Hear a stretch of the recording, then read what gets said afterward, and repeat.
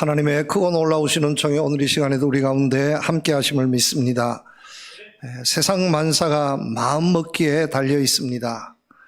눈앞에 일어나고 있는 현상보다 더 중요한 것은 그것을 바라보는 내 마음입니다.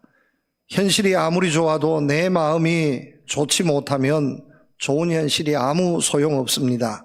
그러나 현실이 힘들고 어려워도 내 마음이 그렇지 않으면 현실을 당당하게 이겨낼 수 있습니다. 세상 만사 모든 일은 마음먹기에 달려 있습니다. 여러분, 출애굽기 때 일입니다. 모세가 후계자 여호수아에게 말합니다. 마음을 강하게 하고 담대히 하라. 마음을 강하게 하고 담대히 하라고 당부를 합니다. 이제 요단강을 건너서 가나안 땅의 원주민들과 성을 놓고 싸워야 하는데, 땅을 놓고 싸워야 하는데 불안해서는 이길 수 없다는 겁니다. 연약한 마음으로는 이길 수 없다는 겁니다. 좋은 칼, 창, 활을 가지고 싸우는 것보다 더 중요한 것이 마음입니다. 마음을 강하게 하고 담대히 하면 좋지 못한 무기를 가지고 있어도, 비록 성을 차지하지 못하고 있다 해도 철옹성 같은 성을 차지하면서 좋은 무기를 가진 자와 싸워서 이겨낼 수 있습니다. 마음이 중요합니다. 아시안컵 축구가 중동 카타르에서 지금 열리고 있습니다. 우리나라는 지금 현재 4강에 진출해 있습니다. 8강에서 호주를, 16강에서 사우디아라비아를 극적으로 이겼습니다. 완전히 패한 경기를 후반 추가 시간에 또 아니면 연장 시간에 극적으로 골을 넣어서 뒤집어서 승부차기에서 이기고 경기에서 이겨서 4강에 진출했습니다. 우리와 자웅을 겨루었던, 한때 아시아 축구를 선두에서 이끌었던 일본도 지금 탈락했습니다. 이번 대회 우승 후보 1등으로 꼽혔던 일본이 어제 저녁에 그만 이란에게 치고 말았습니다. 사우디아라비도 우리나라에게 패하고 말았고, 호주도 우리나라에게 지고 말았습니다. 이제 중동 세 나라와 극동에 있는 우리 대한민국, 이 네 나라가 1등 자리를 놓고 자웅을 겨루어야 하는데, 이 모습을 보면서 세계가 지금 한국에 감동하고 있습니다. 세계 축구계가 한국 축구를 보고 지금 감동하고 있습니다. 왜냐하면 질 것 같은데 지지 않는다는 겁니다. 어떻게 저럴 수 있느냐. 완전히 게임이 끝난 줄 알았는데 주심이 휘슬을 불기 1, 2분 전에, 그것도 연장 추가 시간에 극적으로 어떻게 넣어도 그 한 골을 넣어서 동점을 만들고 이기는 모습을 보면서 축구란 저렇게 해야 된다. 특히 가장 정말 마음의 분통을 터뜨리는 나라가 중국이래요. 왜냐하면 땅덩어리도 크고 인구도 훨씬 더 많은데 왜 우리는 한 경기도 이기지 못하고 예선 탈락하느냐. 한국을 배워야 된다. 이제 한국 감독이 아마 세계에 진출할 것 같습니다. 그런데 이 모습을 보면서 절대로 포기하지 않는 마음, 비록 경기에는 지고 있지만 우리는 절대 지지 않는다. 끝까지 포기하지 않고 최선을 다하니까, 포기하지 않고 최선을 다하니까 결과를 얻더라는 겁니다. 우리 젊은이들이 요즘 속칭말로 많이 사용하는 단어가 하나 있습니다. 중꺽 말하는 말입니다.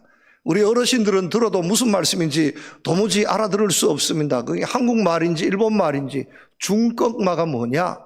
무슨 말 이름인지 동네 이름인지. 그런데 그것은 바로 중요한 것은 꺾이지 않는 마음입니다 하는 앞 글자를 딴 겁니다. 가장 중요한 것은 꺾이지 않는 마음입니다. 내가 비록 많은 것을 갖지 못했어도, 내가 비록 보잘것없어도 중요한 것은 내가 갖은 것, 내가 지금 처한 위치보다 더 중요한 것은 꺾이지 않는 나의 마음에 있다는 겁니다. 내가 마음먹기에 따라서 나는 승리자가 될 수도 있고, 나는 경기를 해보지도 못하고 이미 패한 사람이 있을 수도 있습니다. 그러나 내 마음이 정말로 강하고 담대하면 내가 비록 가지지 못했어도, 내가 비록 힘이 없다 할지라도 그 마음을 누구도 꺾을 수 없다는 겁니다. 여러분, 축복합니다. 세상의 모든 일들은 마음에 달려 있습니다. 정말 아름다운 마음, 축복의 마음, 기쁨의 마음, 복된 마음을 가지고 살아가실 수 있는 여러분들 되시기를 축복합니다. 똑같은 말을 해도 유명한 학자의 입에서 나오면 굉장히 수준이 있어 보입니다. 영국의 유명한 철학자 버트란트 러셀도 이와 비슷한 말을 했습니다. 무엇이라 말했느냐 하면 물질 문명과 정신 문명은 서로 반비례합니다. 물질 문명과 정신 문명은 서로 반비례합니다. 이 상황과 마음은 서로 반비례한다는 겁니다. 내가 많은 것을 가지고 있으면 내 마음을 놓게 되고, 내가 많은 것을 갖지 못했으면 내 마음을 채우려고 발버둥친다는 겁니다. 토끼와 거북이가 이제 다름질을 하지만 토끼는 빠릅니다. 이 거북이쯤이야 내가 언제든지 이길 수 있어. 많은 물질 문명을 가지고 있었지만 이미 거북이에게 마음이 져버린 겁니다. 거북이는 정말 걸음 속도는 느리지만 현실은 열악하지만 그러나 내 마음에 나는 악착같이 한번 붙어보겠다, 이런 마음을 가지고 덤벼드니까 실력은 안 되어도 걸음걸이는 늦어도 거북이가 토끼를 이기는 겁니다. 세상 모든 것이 그렇습니다. 여러분, 물질 문명이 발달하면 정신 문명이 약해집니다. 많은 것을 가지셨으면 내 마음이 약해진다는 겁니다. 내가 많은 것을 가졌어도 마음이 약해지지 않는 사람, 이런 사람이 진짜 승리자입니다. 그러나 많은 것을 가지고 마음이 약해 있는 사람은 전혀 갖지 못하고 마음이 강한 사람을 도저히 이길 수 없습니다. 러셀이 왜 이런 말을 가지고 가르쳤냐면, 현대가 대단히 문명이 발달해 있고 물질적으로 번창해 있지만 마음을 잃어버렸다는 겁니다. 마음을 잃어버리지 말아야 하는데 그 마음, 정신을 잃어버린 거예요. 한국 정신을 잃어버렸고 우리의 마음을 잃어버렸고 믿음의 마음을 잃어버렸다는 거예요. 세상에 되어지는 현실 물질에 내 마음을 빼앗겨서 거기에 취해서 내가 가져야 할 마음의 본연의 자세를 잃어버린 겁니다. 이런 마음을 가지고 살면 아무리 내가 많은 것을 가지고 있다 해도, 높은 지위에 있다 해도 이룰 수 있는 것이 없다는 가르침입니다. 여러분, 지금 우리가 살고 있는 이 세상 어떻습니까? 인류 역사상 우리는 최고의 번영의 시대에 살고 있습니다. 너무너무 번영의 시대에 살고 있습니다. 그래서 조금의 코로나의 고통도 못 살겠다고 아우성치고 발버둥 쳤습니다. 그런데 역사를 보면 이런 전염병은 시대별로 세대별로 항상 있었습니다. 특별히 이제 흑사병, 유럽을 휩쓸었던 흑사병과 같은 병은 유럽 인구의 거의 3분의 1이 죽을 정도로, 몇 천만 명이 죽을 정도로 몇 년 사이에 끔찍한 재앙을 일으켰습니다. 그런 전염병은 아니었어도 주기적으로 보면 이런 전염병, 이런 재앙들이 있어서, 또 전쟁이 있어서 우리의 생명을 위협해 왔습니다. 그런데 우리는 엄청나게 많은 것을 가지고 누리고 있어서 그런지를 몰라도 조그마한 불편함, 조그마한 희생에도 내 마음을 빼앗겨 버립니다. 많은 것을 가지고 있어서 정말로 감사하고 기쁘게 살아야 하는데, 이렇게 많은 것을 가지고 이렇게 장수시대에 살면서도 늘 감사와 기쁨보다는 원망과 불평을 앞세우고 있지 않습니까? 왜 그러냐? 물질 때문에, 세상의 눈앞에 보이는 것 때문에 내 마음을 잃어버렸습니다. 삭막하고 답답해져 버렸습니다. 내 마음이 정말 풍요로운 기름진 벌판 같아야 하는데 메마른 광야와 같은 말라 삐뚤어진 마음이 되어버렸습니다. 이러니 많은 것을 가지고도 감사하지 못하고 만족하지 못합니다. 내가 가진 것보다 더 많은 것을 잃어버렸습니다. 풍요롭고 화려한 물질 생활 뒤에 정말 삭막한 내 마음밖에 남지 않아서 내가 가진 것은 10이라면 잃은 것은 그 몇 값을 잃어버렸는지 모릅니다. 여러분, 작은 것을 가지고 있어도 기뻐해야 하는 것 아니겠습니까? 왜 많은 사람들이 옛날이 살기 좋았는데 이런 말을 하는 겁니까? 왜냐하면 옛날에는 정말 가진 것이 없어도 그래도 마음만은 부자였습니다. 그런데 지금은 많은 것을 가지고 있지만 마음이 가난해져 버렸습니다. 그러니 그 많이 가진 물질 풍요로움을 내가 누리지 못하는 겁니다. 여러분, 빌립보 교회 참으로 안타까운 교회입니다. 2000년 전에 세워진 교회였는데 오늘 이 시대의 문제를 그대로 안고 있었던 교회가 빌립보 교회입니다. 빌립보는 마게도냐의 첫 성읍입니다. 다시 말씀드립니다. 헬라 지역이 마게도냐와 아가야 이렇게 크게 두 지역으로 구분이 되는데 밑에 있는 아가야 지역의 첫 성읍은 아덴입니다. 그런데 마게도냐의 첫 성읍은 빌립보입니다. 정말로 아데네와 버금갈 정도로 큰 번창했던 도시가 빌립보였습니다. 북부 지역의 최고의 거점 도시였습니다. 그래서 사도 바울도 이제 소아시아에서 헬라 지역으로 전도할 때 가장 먼저 들러서 전도했던 도시가 빌립보였습니다. 거기에 교회가 세워졌는데 이 교회에서 소식이 들려오는데 아픈 소식이 들려오는 겁니다. 왜 그러냐 하면 이 빌립보라는 도시의 이름은 유명한 알렉산더 대왕의 아버지가 빌립이었습니다. 그래서 알렉산더 대왕에게 왕위를 물려주기 전에 아버지가 왕이었던 시절에 아버지의 이름을 걸고 세운 도시가 빌립보입니다. 북부 지역의 거점 도시입니다. 제2의 수도라고 할 수 있는 도시입니다. 이 지역이 그럴 만한 것은 유명했던 것이 빌립보에 유명했던 것이 무엇이냐면 금광, 은광이 유명했습니다. 금과 은이 노다지로 터져나왔습니다. 그러니 얼마나 많은 부를 얻었겠습니까? 여러분 60년대, 70년대 우리가 석탄을 많이 사용했던 시절에 지금은 황폐해 있던 강원도 정선 사북 이런 지역에 가면 말이 있습니다. 그때 당시로 이제 최고의 지폐가 5,000원짜리요. 그 밑에 1,000원짜리인데 사북에 가면 개도 5,000원짜리 물고 다닌단 말이 있었습니다. 석탄광이 나와도 사북에 가면 돈이 얼마나 많은지, 석탄을 팔아서 캐어서 파는데도 돈이 얼마나 많은지 그 지역에 있는 개는 1,000원짜리를 거들떠보지도 않는다는 거예요. 그때 저는 1,000원짜리가 없어서 택시를 못 타고 버스를 타고 명절이 되어서 설날이 되어서 고향 마을을 가는데 저보다가 훨씬 더 가난한 집에 공부도 못하고 하여튼 어떻게 됐을까 궁금했던 친구가 나는 정류장에 서 있는데 택시를 타고 씩 지나가더라고요. 혼자.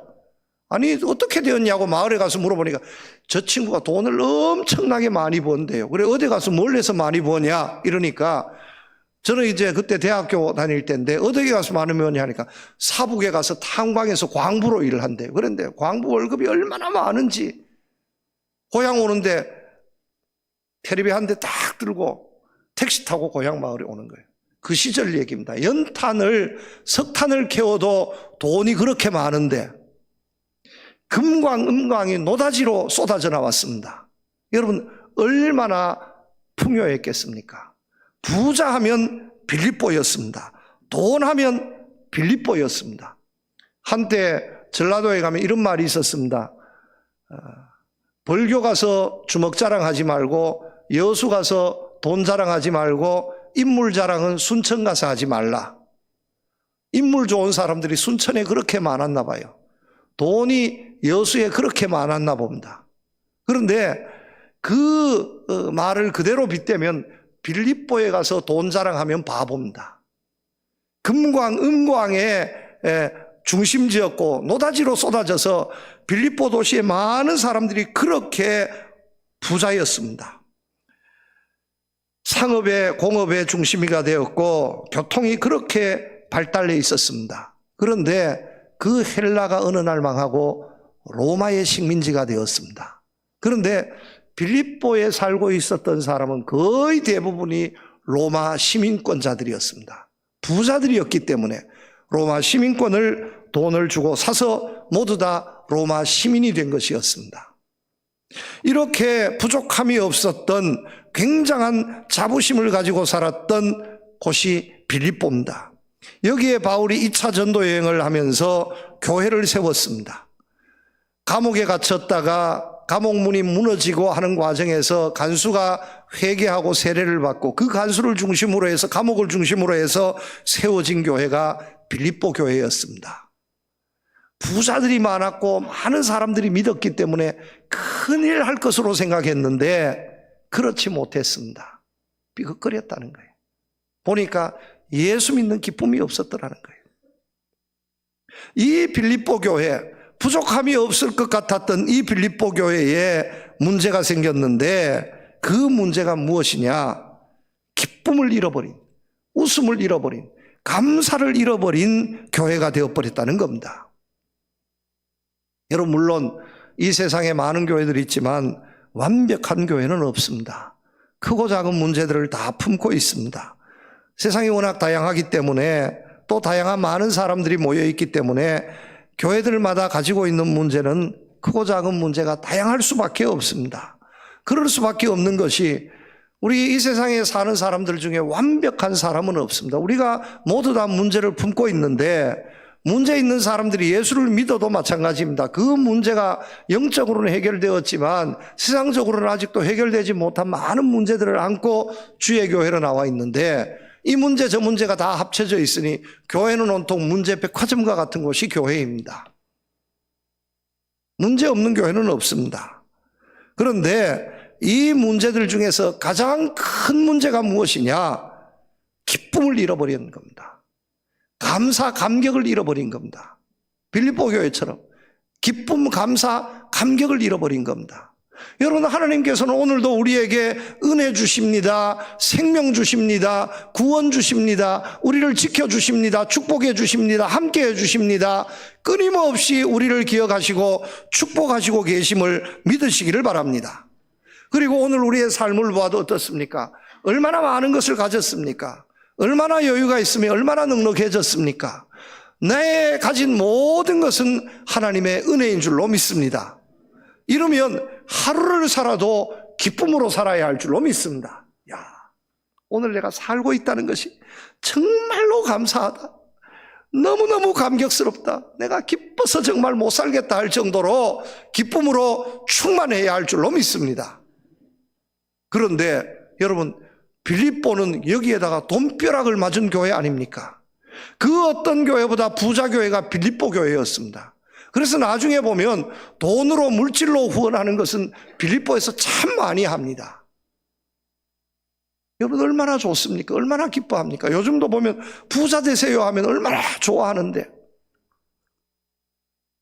여러분, 자다가도 돈벼락 맞는 꿈을 꾸면 꿈속에서도 행복합니까? 짜증납니까? 아니, 꿈인데 꿈속에서 막 여기 얼마나 많은지 막 담아도 끝이 없어. 와, 다 챙길 수 없을 정도로 막 몇 톤 트럭 다 챙길 수, 막 돈을 막 챙겨. 여러분, 꿈속이지만 짜증납니까? 행복합니까? 그러면 그 꿈이 깨면 행복합니까? 짜증납니까? 그런 꿈을 꾸고 깨면은, 저는 생각할 때 그런 꿈을 꾸면 꿈이지만 행복합니다. 꿈에서 깨어도 아, 진짜 찰나지만 내가 행복했다, 이런 마음 들지 않겠습니까? 그런데 빌립보 교회가 그런 교회였는데 기쁨, 감사를 잃어버린 겁니다. 오늘 우리의 모습이 이런 모습 아니겠습니까? 여러분, 내가 하루하루 살아가는 것이 얼마나 기쁜 일입니까? 사실은 내가 가진 것이 무엇이 있습니까? 내가 노력해서 얻은 것보다 모든 것이 하나님의 은혜인 줄로 믿습니다. 내가 입고 먹고 마시고 내가 누리는 모든 것을 생각해 보면 정말로 기뻐하고 감사해야 할 줄로 믿습니다. 그런데 늘 원망하고 불평을 앞세운다면 차라리 그럴 바에는 모든 것을 잃어버리고 기쁨과 감사로 사는 사람이 훨씬 더 행복한 사람인 줄로 믿습니다. 기쁨을 잃어버린 것보다 더 불행은 없습니다. 사람은 웃을 때에 가장 아름답습니다. 여러분, 스스로 생각할 때에 좀 얼굴에 좀 외모가 조금 모자란다 생각하면 최고의 방법이 있습니다. 수술 아니에요. 아무리 해도 안 돼. 부자연스러워 안 됩니다. 최고의 방법이 뭐냐? 웃는 겁니다. 웃으면 못생긴 사람도 다 예뻐집니다. 그런데 찡그리면 아무리 잘생겨도, 아무리 예뻐도, 예쁘고 잘생길수록 찡그리면 더 못나 보입니다. 그런데 잘 못생겨도 웃으면 그 눈길이 아름답고 입이 아름답고 얼마나 아름다운지 모릅니다. 그리고 웃어야 합니다. 기쁨으로 살아야 합니다. 사람은 하나님께서 웃을 수 있는 축복을 주셨습니다. 다른 모든 동물들에게 주지 않는 축복을 주셨는데 그것이 뭐냐? 기쁨입니다. 웃음입니다. 여러분, 우리가 기뻐할 수만 있어도, 웃을 수만 있어도 인생의 모든 문제가 해결되어집니다. 내가 사업에 실패했어도 한번 크게 웃고 나면, 크게 즐겁고 웃고 나면 다시 일어날 수 있는 희망을 가집니다. 그런데 아무리 많은 것을 가지고 있어도 불안하고 답답해하면, 기쁨을 잃어버리면 모든 것을 잃어버리게 되어집니다. 고칠 수 없는 독한 암에 걸린 사람이 있다 할지라도, 의사 선생님이 백약이 무효입니다, 수술도 안 됩니다, 이제는 방법이 없습니다 할지라도 여러분 걱정하지 마시기를 바랍니다. 웃으면 됩니다. 기뻐하면 낫습니다. 얼만큼 기뻐하고 얼만큼 웃어야 하나? 내 속에 있는 암덩어리가 짜증날 정도로, 내 몸에 붙어있는 암덩어리가 짜증날 정도로 기뻐하고 웃어버리면 암덩어리가 사라집니다. 그런데 암덩어리가 기뻐하고 즐거워하고 너무너무 행복해하고 내가 짜증나면 아무리 좋은 약을 먹어도 떠나지 않습니다. 기뻐하면, 웃을 수만 있어도 이 세상의 질병의 90% 이상이 고쳐질 수 있다고 주장합니다. 여러분, 기쁨을 회복하시기를 축복합니다. 기쁘게 살아가실 수 있기를 축복합니다. 우리 주변에 오늘 일어나고 있는 일들을 보면 도저히 기뻐할 수 없고 웃을 수 없는 일들이 얼마나 많이 일어나고 있는지 모릅니다.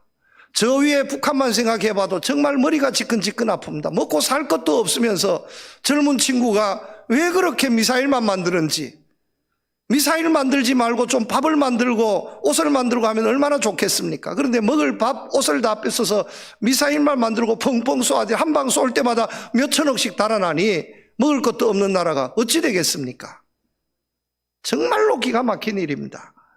여기에 일어나는 사건, 사고들, 지난 주간에도 문경에서 참 안타까운 일이 일어났지 않습니까? 젊은 소방관 2명이 사실은 어떻게 보면 그 안에 사람도 없었는데 안에 사람이 있다는 제보 때문에 들어갔다가 나는 소방서와 결혼했습니다 할 정도로 장가도 가지 않고 정말 그 소방 업무에 일선에서 최선을 다했던 그 젊은 소방관 2이 순직해버리고 말았습니다.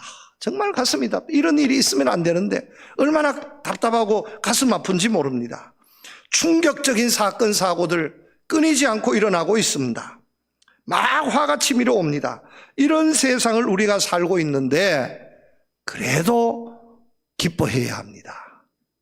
그래도 순응하고, 그래도 받아들이고 마음의 여유를 가지고 내 마음에 하나님께서 주시는 이 기쁨을 빼앗기지 말아야 합니다.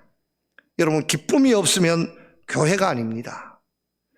기쁨이 넘치는 교회가 되어야 합니다. 세상의 기쁨, 우리 인생의 기쁨, 더 나아가서 하나님이 주시는 하늘의 기쁨으로 넘치는 우리 교회가 될 수 있기를 우리 주님의 이름으로 축복합니다. 그렇다면 기쁨이 넘치는 교회 되기 위해서는 어떻게 해야 하겠습니까? 앞서도 잠시 말씀드렸습니다마는 기쁨이 넘치는 교회가 되기 위해서는 마음이 기뻐해야 합니다. 마음을 잡아야 합니다. 그런데 오늘 말씀해 보면 이렇게 말씀합니다. 너희 안에 이 마음을 품으라 곧 그리스도 예수의 마음이니, 예수님의 마음을 가져야 한다고 말씀하고 있습니다. 이 세상이 우리에게 주는 마음이 아니라, 내 속에서 일어나는 마음이 아니라 예수님의 마음을 가져야 한다는 말씀입니다. 여러분, 예수님의 마음을 가지고 나면 우리가 늘 기쁨으로 살아갈 수 있을 줄로 믿습니다. 세상에서 가장 중요한 것이 마음인데 주님께서 은혜를 주셔도, 주님께서 축복을 주셔도 가장 먼저 해주시는 것이 어디냐?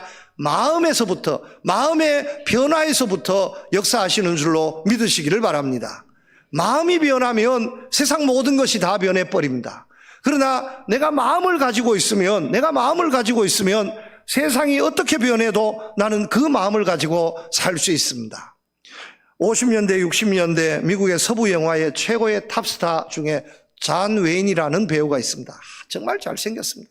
건축 다 하면 막 다 죽고, 갱들 마적들 전부 다 존 웨인 보안관이 딱 나타나면 모자 탁 쓰고 키도 크고 얼마나 늘씬한지 탁 잡으면 그냥 막 최고의 탑스타가 존 웨인입니다. 그런데 이 존 웨인은 60세가 넘어서도요 20대 청년 연기를 했습니다. 전혀 안 어울려. 60대 할아버지가 20대, 30대에 보안관 노릇을 하는 거예요. 어떻게 이럴 수 있냐? 어떻게 이럴 수 있냐? 이건 있을 수 없다. 이러니까 이 존 웨인이 한마디 말한 것이 있습니다. 어떻게 너무한 거 아니냐? 그러니까 여러분 너무한 게 아니라 나는 내 나이를 모릅니다. 나는 내 나이를 세지 않습니다. 여러분 우리 교회도 연로하신 분들 많이 계십니다. 70 넘어가면 나이를 세지 마시기를 바랍니다. 69에서 스탑 되시기를 바랍니다. 몇 세세요? 물으면 나는 69입니다. 그리고 한 100세 되시면 이제 한 70입니다. 나이를 세지 마시기를 바랍니다. 왜냐하면 나이 세다가 보니까 이제 어떻게 되냐. 아니 우리 아버지는 70에 돌아가셨는데 아니 내 나이가 벌써 하면 70이 한 훨씬 넘었는데 내가 이러다가 얼마나 살라는지 이러다가 안 되는 겁니다. 70, 80이 넘었는데 내가 뭘 해? 이러다가 안 되는 겁니다. 그러니까 그렇게 하면 안 돼. 내 마음의 문제입니다. 내가 청년이면 청년인 거예요. 요즘 세상이 또 그렇게 가르치지 않습니까? 멀쩡하게 남자인데 나는 여자다고 마음 먹고 사는 사람은 남자가 아니라 여자다라고 이렇게 가르칩니다. 멀쩡한 여자가 남자가 되고 멀쩡한 남자가 여자가 되고 세상은 그렇게 지금 강요하고 있어요. 가르치고 있어요. 좋은 마음을 품어야 됩니다. 내 마음 먹기에 달려 있습니다. 내 마음 먹기에 우리는 얼마든지 기쁨으로 은혜로 감사함으로 살 수 있습니다. 그런데 어떤 마음을 품어야 하느냐? 존 웨인은 나는 늙지 않았어. 나는 나이를 사지 않아. 나는 젊어. 이런 마음을 품었지만 우리 예수 믿는 사람들 영원한 기쁨을 누려야 할 우리들은 어떤 마음을 품어야 하느냐? 오늘 말씀이 분명히 가르칩니다. 예수님의 마음을 품으라고 가르칩니다. 이 세대를 본받지 말고 오직 마음으로 새롭게 변화함을 받아 하나님의 선하시고 기뻐하시는 뜻이 무엇인지 분별하도록 하라. 예수님의 마음을 품어야 한다는 겁니다. 그런데 예수님의 마음이 무엇입니까? 내가 예수님 하면 예수님을 마음에 품고 예수님의 마음을 품고 살아가는 겁니까? 내가 입술로는 아무리 예수님을 외쳐도 내 마음에는 아무리 예수님이 계시다 해도 예수님의 마음을 품지 않고 살아가는 사람들이 있습니다. 그런데 내 마음에 예수님을 몰라도 예수님의 마음을 품고 살아가는 사람들도 있습니다. 오늘 말씀은 예수님의 마음이 어떤 마음인지 우리에게 가르쳐주고 있습니다. 두 가지 가르쳐주고 있습니다. 예수님의 마음은 첫 번째 낮아지는 마음입니다. 자기를 비우고 낮아지는 겁니다. 자기를 낮추고 죽기까지 낮아지는 겁니다. 이것이 예수님의 마음입니다. 6절 7절에 보면 그는 근본 하나님의 본체시나 하나님과 동등됨을 취할 것으로 여기지 아니하시고 오히려 자기를 비워 종의 형체를 가졌다고 말씀하고 있습니다. 예수님이 영적으로 보면 성부 하나님과 동등된 레벨이에요. 그런데 자기를 비워서 종의 형체를 가졌습니다. 그리고 낮아졌습니다. 세상에 내려오셨고 십자가에 죽기까지 복종했습니다. 낮아지는 거예요. 낮아지는 것. 낮아지고 나면 모든 문제가 해결되어집니다.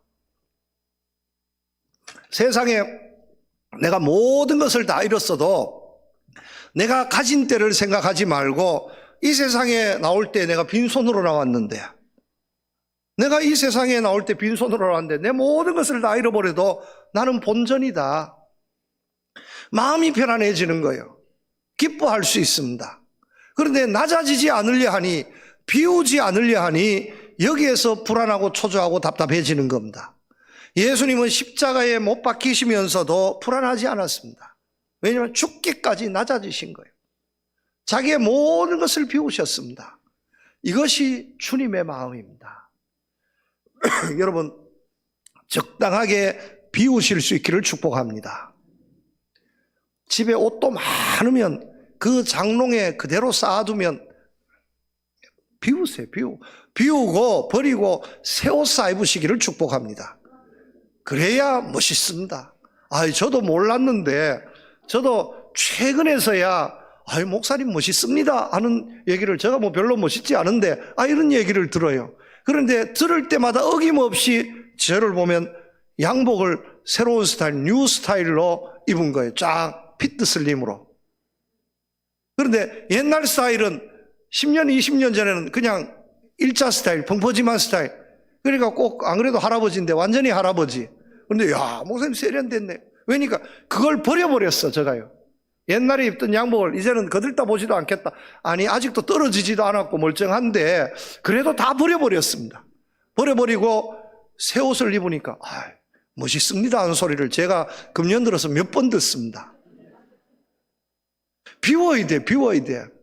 여러분, 집에 있는 옷가지들 이런 것들 그냥 아까워서 붙잡지 마시고요. 한 2년 3년 입지 않는 것 있으면 교회로 다 가지고 나오세요.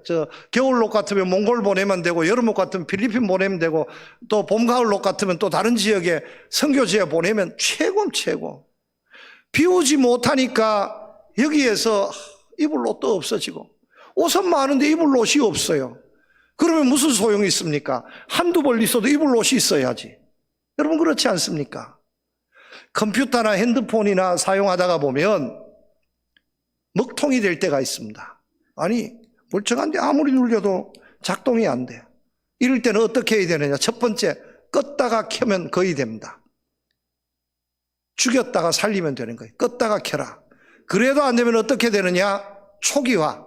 모든 것을 다 비워버립니다. 그러면 멀쩡하게 작동이 됩니다. 우리의 삶에도 필요하다는 겁니다. 초기화가 필요해. 들어가다 한 번씩 비우시기를 바랍니다. 낮아지시기를 축복합니다. 낮아지면 하나님께서 높여주십니다.